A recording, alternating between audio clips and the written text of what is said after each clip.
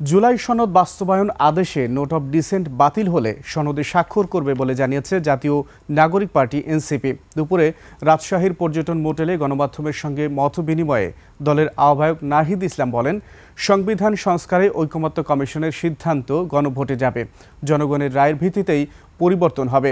জুলাই গণঅভ্যুত্থানের বৈধতার জায়গা থেকে প্রধান উপদেষ্টাকে আদেশ জারি করতে হবে বলেও মন্তব্য করেন তিনি। নাহিদ ইসলাম আরও বলেন, ইতিহাসে দায়ভার মুক্ত বা সংস্কার বিরোধী দলের সঙ্গে জোটে যাবে না এনসিপি। আগের মতো তত্ত্বাবধায়ক সরকার নয়, ডক্টর ইউনূসের নেতৃত্বেই নির্বাচন হবে। শাপলা প্রতীক না দেওয়ায় নির্বাচন কমিশনের সমালোচনা করে তিনি বলেন, ইসি স্বেচ্ছাচারিতা করছে। উত্তরাঞ্চলের মুখ্য সংগঠক সার্জিস আলম বলেন, আওয়ামী লীগ ও ভারতের আধিপত্য বিরোধী রাজনীতিতে বিএনপি বা জামায়াত ভূমিকা রাখতে পারবে না। এনসিপি সংসদে শক্তিশালী দল হিসেবে অংশ নিতে চায়।